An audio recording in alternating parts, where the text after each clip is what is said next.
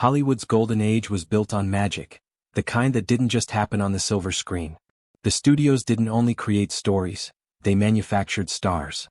Every detail was sculpted to perfection, from the tailored suits to the lighting that flattered every angle. And in some cases, even the hair on their heads wasn't real.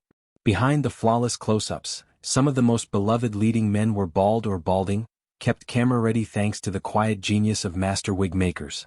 These hairpieces weren't occasional props for a role, they were daily essentials protected by ironclad studio secrecy. Contracts had clauses, stylists traveled with actors, and photographers who caught an unapproved shot could find themselves blacklisted. Today we're lifting the curtain on 15 iconic stars whose perfect locks were pure Hollywood illusion. Number 15, Humphrey Bogart. The tough guy image, the trench coat, the slicked back hair. Bogart's look was as iconic as his voice. But by his early 30s, Bogey was losing his hair fast. When High Sierra and the Maltese Falcon made him a star in 1941, the studio panicked. His hairline became a full-time production problem. Cinematographers devised special lighting to hide the hairpiece's edges, and Bogart himself would subtly shift positions to keep his angles safe. Lauren Bacall later revealed he almost never removed the toupee in public. The only exception was when swimming, and even then only far from cameras. Even in the hospital during his final illness, he insisted it be positioned just right. To the world, he was the picture of masculine confidence. Privately, this was his most guarded vulnerability. Number 14, Fred Astaire. Every tap, every glide, every turn, Fred Astaire's hair never moved. That's because it wasn't just hair. He'd been wearing a custom piece since his late 20s. Astaire's performances demanded a solution that could survive sweat, spins, even dancing upside down. With Max Factor's help, his stylist created a silk-based toupee with an adhesive strong enough for the most grueling numbers. He kept several identical versions, all maintained by trusted hands. Ginger Rogers once joked she had to remember not to run her fingers through his hair during romantic scenes. Fred would never forgive me if I disturbed his little friend. Number 13, John Wayne. The Duke, the embodiment of rugged Western masculinity, had been losing hair since the 1930s. By the time Stagecoach made him a star, his hairline was heading for the sunset. His toupees were intentionally styled to look windblown, befitting a cowboy who spent his life outdoors. On set, he even wore a bandana under his hat during riding scenes to keep it secure. He treated the piece with no more vanity than a gun belt, though he admitted, "This thing's hotter than a tin roof in August." But the ladies seem to like it, so it stays. Number 12, Cary Grant. Polished, elegant, effortlessly charming, Cary Grant was Hollywood's ideal leading man. But in his mid-30s, hair loss threatened that image. His toupees were the finest money could buy, each strand knotted by hand into an almost invisible base. He had different styles for different roles, allowing them to age naturally over time so the illusion never broke. Hitchcock recalled Cary calling it therapy for a traumatic condition, not vanity but business.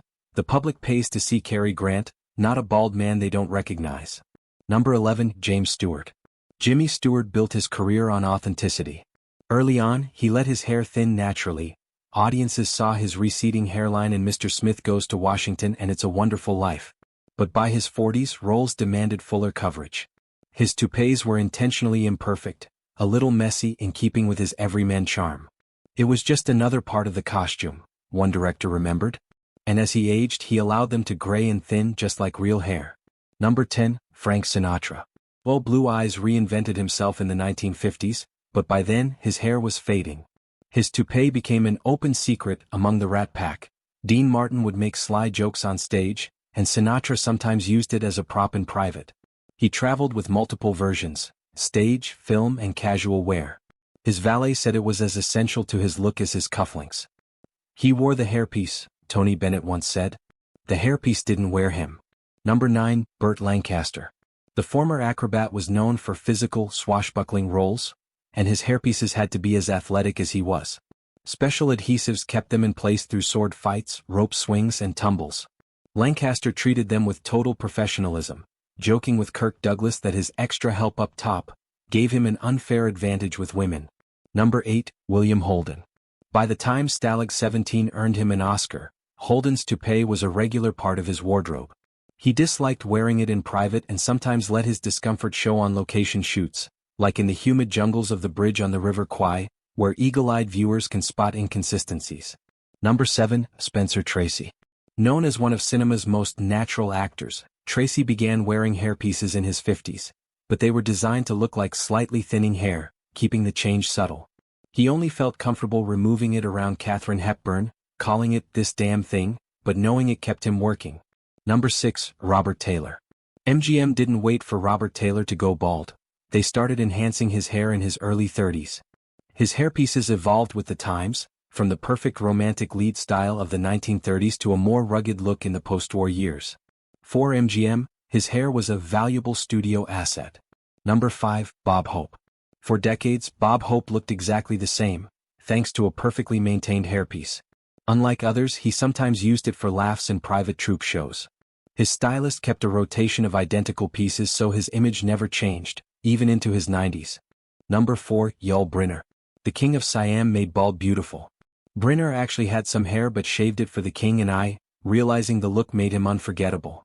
Ironically, he sometimes had to wear wigs for roles that required hair, treating them like any other costume. Number 3. Sean Connery. By his mid-20s, Connery's hair was already gone.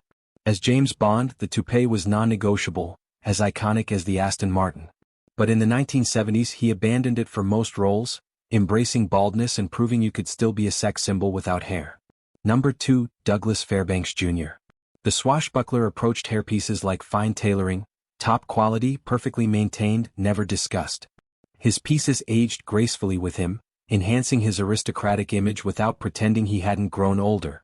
Number 1. Cesar Romero. The Latin lover of the 1930s and the Joker of the 1960s wore his hairpieces openly on set, sometimes adjusting them mid-scene. By his later years, the toupee was almost a character in itself, a theatrical flourish audiences had come to expect. In the golden age, hairpieces were more than vanity. They were essential tools in creating the illusion that these men were ageless, untouchable, and larger than life. The artistry of wig makers kept fans believing, and the code of silence from the press ensured the magic stayed intact. Which of these stars shocked you the most? Had you ever suspected your favorite classic film hero was wearing a wig all along? Share your thoughts in the comments. I'm curious to know what you think. In the end, the hair didn't make the man, the performance did. As Fred Astaire once told a young actor, "They won't remember if you had hair. They'll remember if you could dance."